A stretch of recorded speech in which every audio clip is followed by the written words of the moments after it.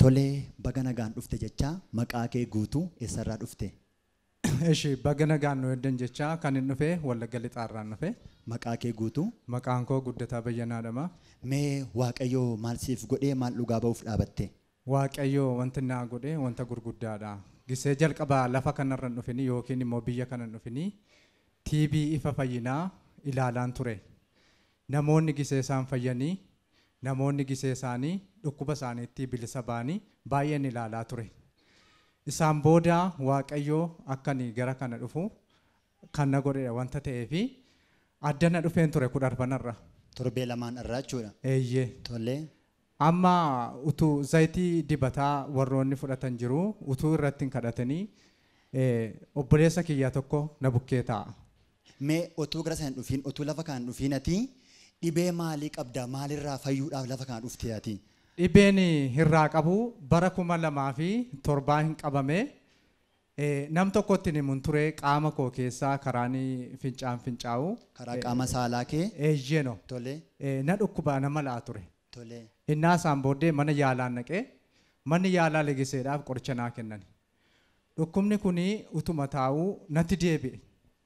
Isaan booddee mana yaalaan naqee manni yaalaas bara 2011 qoricha naa kennan malee homaa tokko naa gochuu hin dandeenye.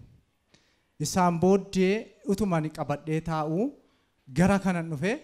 Mee dhukkubni kun gaafa sitti ka'uusiin malaansaa kun yeroo calluma dhimma si keessaa coccobamoo yeroo yerootiidha moo akkamiin sitti ka'a malaan kun? Gisee natti ka'u na oosisaa na ciniina. Isaan booddee qaama saalaa kootti na waraanaa jechuudha.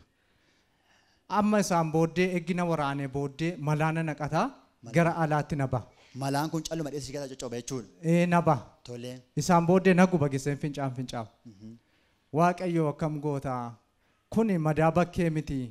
Madaan bakkee yoo hin furmaata argate yoo immoo qoricha adda addaarra buusanii fayyu wanta ta'eefi akkam gochuu hin danda'adeen taa'ee Waaqayyootti gunguma. Isaan booddee obboleessi kiyyaa tokko na bukkee taa'a. Zayitii dibataa harkatti baata. Obboleessoo zayitii kana naa kenniin jedheen. Zayitii kana harkatti naa cobse. Isaan booddee handhuuruma koo kana wayyaadhaan qabeen handhuura koo kanatti sukkuummadhe. Asuma waldaa kee teessee jechuudha. Asuma keessa taa'e jechuudha. Tolee. Waaqayyo yeroo sanaa kaasee isa na cannaqu isa na waraanu narraa dhaabe. Yeroo sana sirra dhaabate malawuun sun. Yeruma sanatti narraa dhaabbate. Mee harka keessa wayitti buusaa gooftaaf galataaf filillee fidaa fi kennaa fi. Amma dhukkubni kun bara 2007 na qabe jettee kan itti dhuftee immoo bara kana keessa yoo xiqqaate waggaa 5 sirra ture manni yaalaa furmaata sii kennuu hin dandeenye lafa kana garuu asuma teessee dibatuma kana dibattee si dhiisee mee waa'ee dibata kanaas waa'ee lafa kanaa maal jettaati? Waa'ee dibata kanaas waa'ee lafa kanaas kan hin dubbadhu Waaqayyoo saba hundumaatiif fayyinadha wanta ta'eefi obsitaalli nama hin danda'u qorichi biyya lafaa nama hin danda'u wanta ta'eefi sakana Waaqayyoon jilbi qorichi ofii jilbadha. Waaqayyoodha. Waaqayyoo malee karaanis hin jiru, furmaannis hin jiru, fayyuunis hin jiru.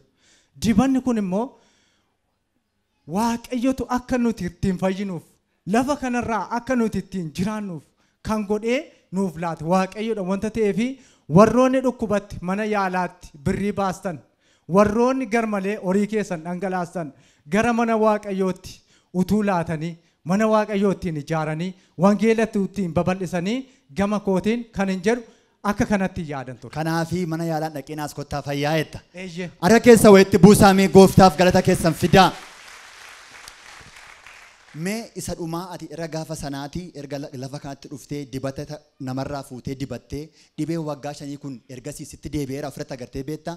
Ani wanta tokko yoo ofirratti hin arganne eddasii qaamni koos bilisadhaa anis bilisadhaa Waaqayyoo akka inni na fayyisee fayyisaa ta'uusaa ofirratti amanee anis fudhadhee wanta galee fi kanaaf Waaqayyoon guddaan galateeffadha. Waaqayyoon harka keessa wayitti buusaa galateeffadhaa fi Waaqayyo isaa eebbisu. Waaqoo sin eebbisu.